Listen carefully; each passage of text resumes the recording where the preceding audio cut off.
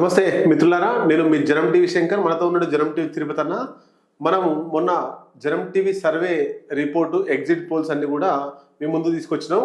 Total 17 సంబంధించి 17లో ఎవరు గెలుస్తున్నారు, బీజేపీ ఎన్ని, కాంగ్రెస్ ఎన్ని, అట్లాగే టఫ్ ఉన్నాయి ఏందని చెప్పినాం. ఇప్పుడు ఒక్కొక్కది ఎక్కడ ఏం గెలిచిన అనేటువంటి చెప్పుకుంటాం. ఓకే, ఫస్ట్ అన్న ఖమ్మం. ఓకే, ఖమ్మం. ఇక్కడ మనం రామసహాయం రఘురామరెడ్డి గెలుస్తుందని చెప్పినాం. ఆయన ఖమ్మంలో దాదాపు 4 నుంచి 4.5 లక్షలు 5 లక్షల మెజారిటీతో గెలిచే అవకాశాలు ఉన్నాయి. అక్కడ బీజేపీ టఫ్ ఇవ్వట్లేదు, అట్లాగే బీఆర్ఎస్ నామనాగేశ్వరరావు కూడా టఫ్ ఇస్తలేడు. 2 సార్లు ఎంపీ గెలిచిండు, టీడీపీలో ఉన్నప్పుడు గెలిచిండు, తర్వాత మొన్న బీఆర్ఎస్ నుంచి గెలిచిండు. కాబట్టి రామసహాయం రఘురామరెడ్డి గెలుస్తాడని చెప్పినాం, అక్కడ గెలుస్తున్నాడు. ఇది ఖమ్మం, అంతే కదా. నెక్స్ట్ వచ్చేసి రెండోది మహబూబాబాద్.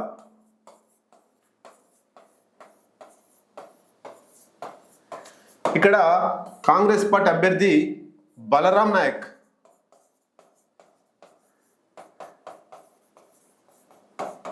ఈయన కాంగ్రెస్ పార్టీ నుంచి చేస్తున్నాడు. ఈయన మాజీ కేంద్ర మంత్రిగా పనిచేసిండు. ఈయన గన్ షాట్ గెలుస్తున్నాడు. బీజేపీ హుస్సేన్ నాయక్ ఇస్తే కొంత ప్రభావం చూపించేది. అక్కడ వేరే ఆయనకి ఎవరికి ఇచ్చారన్నా, సీతారాం నాయక్ ఇచ్చారు. బీఆర్ఎస్ నుంచి తీసుకొని సీతారాం నాయక్ ఇచ్చారు. బీఆర్ఎస్ అభ్యర్థి మాలోత్ కవిత, ఆమె కూడా ప్రభావం చూపించలేకపోయింది. కాబట్టి ఇక్కడ బలరాం నాయక్ గెలుస్తారని చెప్పినాం. ఒకటి ఖమ్మం, రెండోది మహబూబాబాద్, మూడోది వరంగల్. ఇక్కడ కాంగ్రెస్ నుంచి కడియం కావ్య గెలుస్తుందని చెప్పినాం.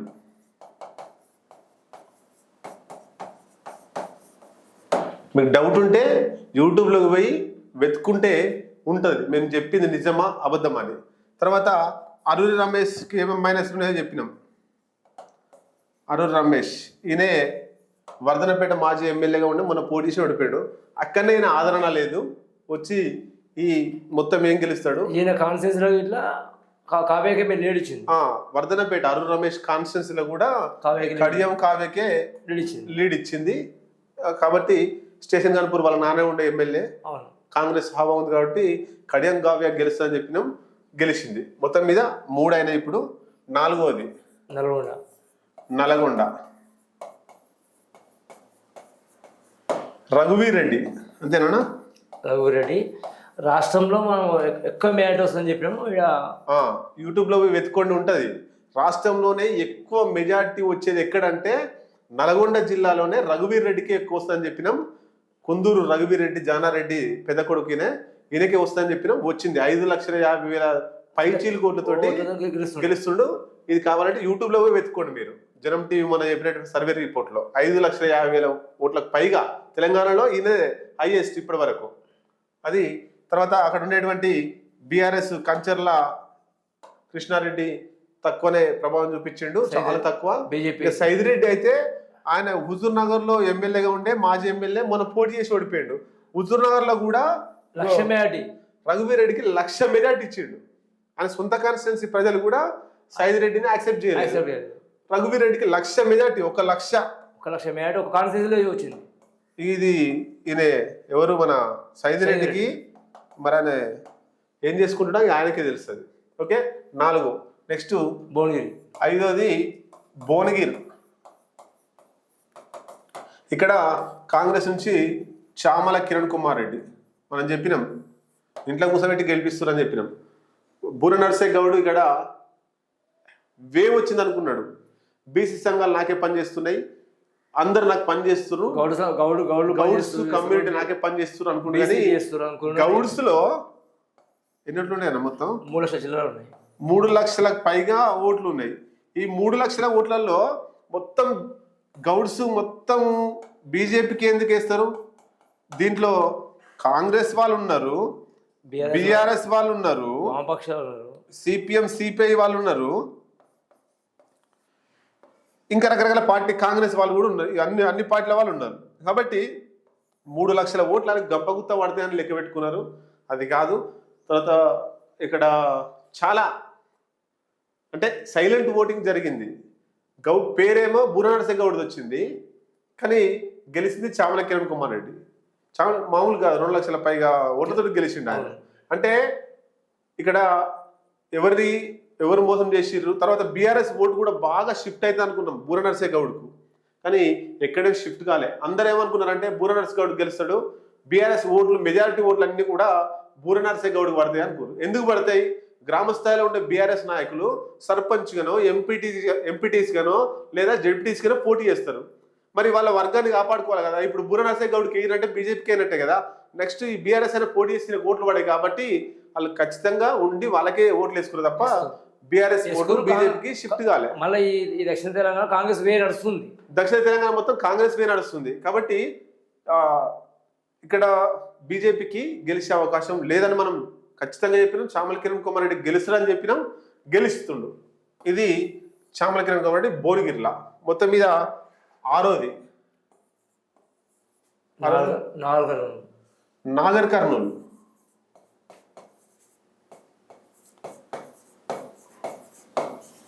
ఇక్కడ కాంగ్రెస్ పార్టీ నుంచి మల్లు రవి గెలుస్తాడని చెప్పినాం మనం. మల్లు బట్టి విక్రమార్క అన్న గెలుస్తారని చెప్పినాం. ఇక్కడ బీజేపీ నుంచి భరత్, పోతుగంటి భరత్ వాళ్ళ నాన్న మొన్నదాకా సిట్టింగ్ ఎంపీ. అట్లాగే బీజేపీ నుంచి బీఆర్ఎస్ నుంచి ఆర్ఎస్ ప్రవీణ్ కుమార్ ఎందుకు పోటీ చేసిండో ఉన్నది తీసుకుని అనుకుంటారు. ఎమ్మెల్యే పోటీ చేసి ఆడే ఓడిపోయిండు. అదే బీఎస్పీకి ఉంటే ఇప్పుడు చాలా ఉపయోగం ఉండే. పోరు చేసేందుకు, ఉద్యమాలు చేసేందుకు, మంచి పేరు వచ్చేందుకు ఆయన గెలవకున్నా వాల్యూ ఉండేది. ఒక పార్టీ రాష్ట్ర అధ్యక్షుడు అనేటువంటిది ఉండే. ఇప్పుడు ఉన్న ఇజ్జత్ ఖరాబ్ చేసుకున్నాడు ఆర్ఎస్ ప్రవీణ్ కుమార్. ఇక ఆయన మళ్ళా ఇంకా పోటీ చేస్తాడా? మునిగిపోయే పడవలో ఎక్కిండు ఆయన. ఇట్లా 60,000 చిరుకు మేడ గెలుస్తుండు. 60,000 పైకి ఓట్లతో గెలుస్తుండు. ఇది నాగర్ కర్నూలు. అంటే ఇప్పటివరకు మనం చెప్పి 6 కరెక్ట్ అయినాయి. నెక్స్ట్ పెద్దపల్లి, 7వది పెద్దపల్లి.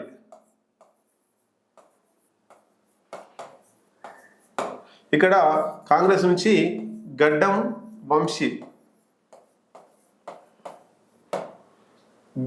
బీజేపీ నుంచి గోమా శ్రీనివాస్, జి శ్రీనివాస్, బీఆర్ఎస్ నుంచి కొప్పుల. ఇగో ఇక్కడ గడ్డం వంశీ గెలుస్తుండు. ఈయన కాంగ్రెస్ పార్టీ సీనియర్ నేత వెంకటస్వామి మనవడు, గడ్డం వివేక్ V6 నేతల కొడుకు. అన్ని రకాలుగా డబ్బులు ఉన్నాయి, కాంగ్రెస్ పార్టీ హవా ఉంది, ఎమ్మెల్యేలు ఉన్నారు, అందరూ ఈయన గెలుస్తుండని చెప్పినాం. ఇప్పుడు కూడా ఆయనకు లీడ్ లో ఉండు, ఈయన కూడా గెలుస్తుండు. 1,00,000 పై చీలతో గెలుస్తున్నాడు. నెక్స్ట్ 8వది జహీరాబాద్. ఇక్కడ కాంగ్రెస్ నుంచి సురేష్ శెట్కర్, బీజేపీ నుంచి బీబీ పాటిల్ సిట్టింగ్ ఎంపీ, ఈయన పోగొట్టుకుండు. నెక్స్ట్ బీఆర్ఎస్ నుంచి గాలి అనిల్ కుమార్. ఈయన కూడా మునిగిపోయి పడవలు ఎక్కిండు గాలి అనిల్ కుమార్. కాంగ్రెస్ పార్టీలో కాంగ్రెస్ పార్టీ మెదక్ నుంచి పోటీ చేసిండు, ఓడిపోయాడు. మళ్ళీ బీఆర్ఎస్ మొన్న ఎమ్మెల్యే ఎలక్షన్ల ముందు గాలి అనిల్ కుమార్ బీఆర్ఎస్ లో పోయి గాలి కొట్టుకుపోయాడు. ఇప్పుడు సురేష్ శెట్కర్, మనం ఏం చెప్పినాం, ఈడ టఫ్ ఉందని చెప్పినాం. ఈయన గెలుస్తుందని చెప్పలేదు, టఫ్ ఉందని చెప్పినాం. కాబట్టి ఇది టఫ్ కిందనే తీసుకున్నాం మనం. బీజేపీ ఖాతాలో వేయలేదు, అటు కాంగ్రెస్ ఖాతాలో లేదు. కాబట్టి టఫ్ ఉందని చెప్పినాం. ఇది అంటే 8వది కూడా రైటే మనది. నెక్స్ట్ 9వది. ఇది ఎంత? ఈ 3 జిల్లాల నల్గొండ, ఖమ్మం, వరంగల్ జిల్లాలో బీజేపీ స్కోప్ లేదు. గతంలో చెప్పినాము, భవిష్యత్తులో స్కోప్ ఉండేది. ఎందుకంటే ఇక్కడ వామపక్ష ఉద్యమాలకు సంబంధించిన విద్యార్థి ఉద్యమాలు పనిచేసిన వారు, గతంలో కమ్యూనిస్ట్ పార్టీలు, ఇదే పార్టీలు ఈరోజు బీఆర్ఎస్ ఉండొచ్చు, లేకపోతే కాంగ్రెస్ ఉండొచ్చు, కమ్యూనిస్ట్ పార్టీ ఉండొచ్చు. కానీ ఇదంతా బీజేపీ వ్యతిరేక వాటికి ఇక్కడ స్కోప్ అయితే లేదు బీజేపీకి. అంటే తిరుపతిలో చెప్పినట్టు ఖమ్మం, నల్గొండ, వరంగల్ కమ్యూనిస్టులకు కంచుకోట.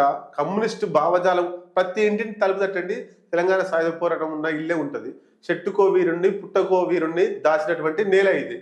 భావజాలం అంతా బీజేపీకి వ్యతిరేకంగా ఉండే భావజాలం. కాబట్టి ఇక్కడ ఎమ్మెల్యే గెలవదు, ఇంక 20 సంవత్సరాల దాకా ఎంపీ గెలవరు. బీజేపీకి ఈ 3 జిల్లాలల్లో పుట్టగతులే ఉండవు. ఈ 3 జిల్లాల ప్రజలు చైతన్యవంతమైన వాళ్ళు బీజేపీ దగ్గరికి రానివ్వరని గతంలో చెప్పినాం, ఇప్పుడు కూడా చెప్తున్నాం. ఇంకా భవిష్యత్తు ఉండదు. భవిష్యత్తు కూడా లేదు. అందుకు సుమారుగా ఈ 5,00,000 2,50,000 నుంచి 5,00,000 మేరతో గెలిచారు. మిగతా బీజేపీ గెలిచిన సీట్ల కాడ అంత 50,000 1,00,000 ఓట్లతో గెలుస్తున్నారు, 1,50,000 దాకా. కానీ ఈ 3 జిల్లాలలో 2 నుంచి వెళ్ళి 5.5 లక్షల దాకా మెజారిటీ ఇస్తున్నారు జనాలు.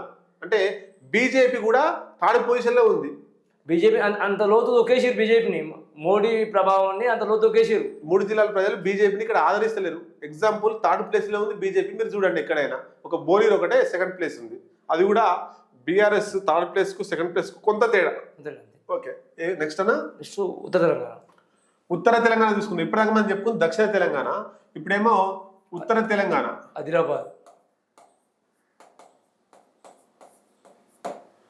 ఆదిలాబాద్,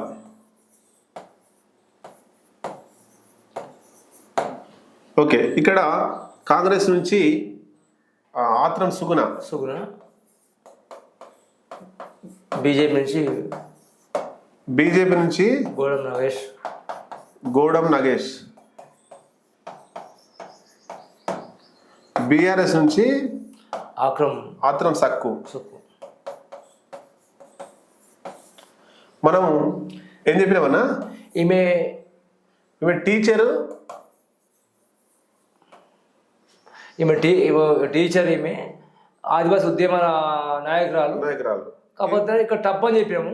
ఇప్పుడు ఇట్లా టప్పులు నడుచుకుంటూ బీజేపీ కొంత వెజ్ గెలుస్తుంది. ఇక్కడ టఫ్ అని చెప్పినాం మనం.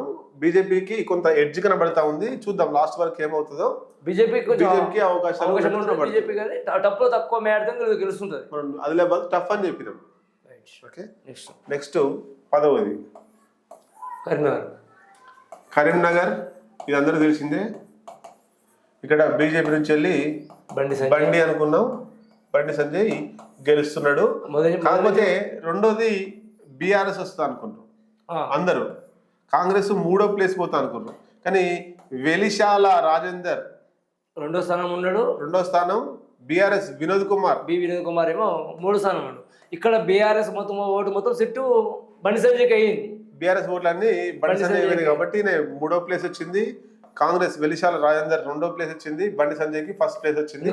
గతంలో ఈ ఎంపీ స్థానం పోటీ చేస్తే 3వ స్థానం ఉంది కాంగ్రెస్ పార్టీ. అవును, కానీ ఇప్పుడు ఏంటంటే ఈ ఓటు షిఫ్ట్ వల్ల ఈ 2వ స్థానం కాంగ్రెస్ పార్టీకి వచ్చింది. అయితే ఇద్దరు రావులు పోటీ చేయడం వల్ల కొంత నష్టం జరిగింది. Okay, next 11వది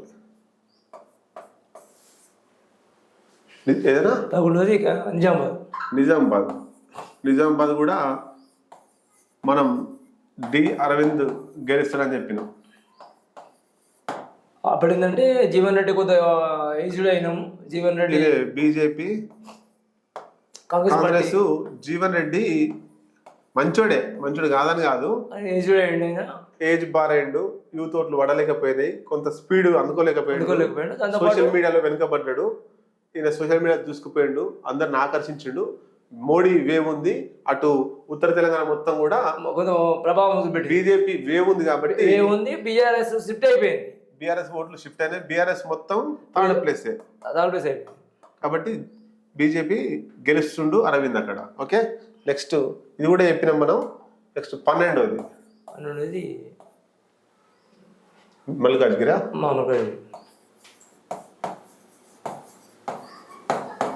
Malkajgiri Etela BJP నుంచి మనం చెప్పినాం గెలుస్తున్నాను ఈటెల రాజేందర్. ఎందుకు చెప్పినాం? మల్కాజ్గిరి అనేది అక్కడ ఓడిపోయిన ఎమ్మెల్యే ఎవరు వచ్చినా గెలిపిస్తుంది. గతంలో రేవంత్ రెడ్డి ఇట్లా ఓడిపోయి వచ్చిండు, గెలిచింది. కొడంగల్లో రేవంత్ రెడ్డి ఎమ్మెల్యే ఓడిపోతే కేసీఆర్ అడగొడితే మల్కాజ్గిరిలో ఎంపీ అయిన తర్వాత రేవంత్ రెడ్డి స్టార్ తిరిగింది. ఇప్పుడు కూడా ఈటెల రాజేందర్ గజ్వేల్లో పోటీ చేసి ఓడిపోయాడు, హుజురాబాద్ లో పోటీ చేసి ఓడిపోయాడు. అక్కడ ఓడిపోవడం వల్ల పోటీ ఇక్కడికి వచ్చి ఎంపీగా పోటీ చేసిండు. అయితే కేంద్ర మంత్రి అయ్యే కూడా అవకాశాలు భవిష్యత్తులో ఎన్డీఏ గవర్నమెంట్ వస్తే కేంద్ర మంత్రి ఇట్లా మన తెలంగాణకు 2 మంత్రులు వస్తాయి. ఒకటి కేంద్ర మంత్రి వస్తుంది, ఒకటి సహాయ మంత్రి వస్తుంది.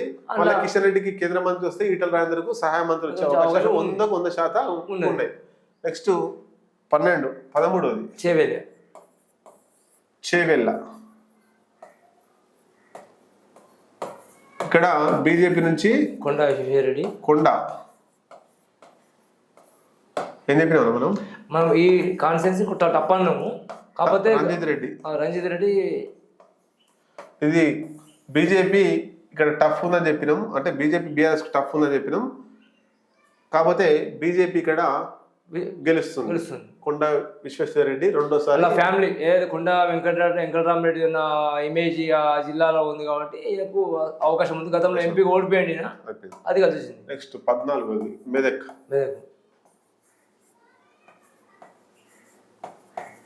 ఇక్కడ మనం బీఆర్ఎస్ వెంకటరామరెడ్డి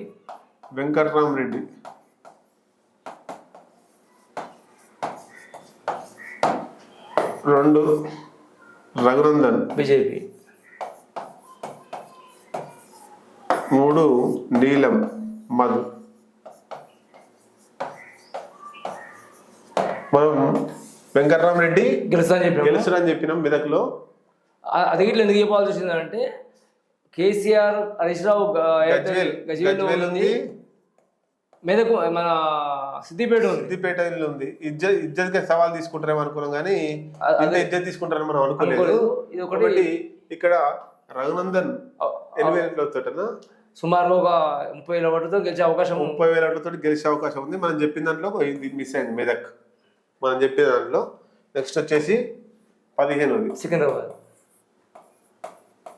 సికింద్రాబాద్. ఇక్కడ టఫ్ ఉందని చెప్పినాం మనం. కాంగ్రెస్ నుంచి వెళ్ళేమో దానం, బీజేపీ నుంచి కిషన్ రెడ్డి. ఇక్కడ దానం నాగేందర్ అంటే మూడో వ్యక్తి ఏంటంటే బీఆర్ఎస్ నుంచి పద్మారావు ఉన్నాడు. పద్మారావు గారు సిట్టింగ్ ఎమ్మెల్యే సికింద్రాబాద్ నుంచి. ఆయన ప్రభావం అంటే ఓపెన్ ఏంటంటే డైరెక్ట్ గా కిషన్ రెడ్డి ఓటు షిఫ్ట్ చేసారు. ఓకే, బీఆర్ఎస్ ఓట్లను కూడా కిషన్ రెడ్డి షిఫ్ట్ చేసే వల్ల కిషన్ రెడ్డికి గెలుస్తుండు, దానం నాగేందర్ గెలుస్తారని మనం అనుకున్నాం. కిషన్ రెడ్డి గెలుస్తుండు. ఇది కూడా ఒకటి మనది. మెదక్ ఒకటి, మెదక్ అట్లాగే సికింద్రాబాద్. ఈ రెండు కొంత మనది మన విశ్లేషణలో కొంత. నెక్స్ట్ 16 హైదరాబాద్. ఇంకోటి ఏందన్నా, హైదరాబాద్లో మనం ఎంఐఎం అసదుద్దీన్ ఓవైసీ గెలుస్తుండు. 11 లక్షల ఓట్లు మైనార్టీలే ఉన్నాయి కాబట్టి ఆయన గెలుస్తుందని చెప్పినాం. హైదరాబాద్ లో 2 లక్షల ఓట్లతో గెలుస్తుండు. అసదుద్దీన్ ఓవైసీ గెలుస్తుండ. ఆయన 2.5 ఓట్లు. 17 మహబూబ్ నగర్. ఇక్కడ మనం తప్పు చెప్పాం. కాంగ్రెస్ ఒకటి, బీజేపీ ఒకటి. కాంగ్రెస్ నుంచి వంశీచంద్ర రెడ్డి, బీజేపీ నుంచి అరుణ, డికే అరుణ. ఇది టఫ్ చెప్పినాం. ఎవరు గెలిచినా కూడా మనం తక్కువ 2-3% ఓట్లతో గెలుస్తారని చెప్పినాం.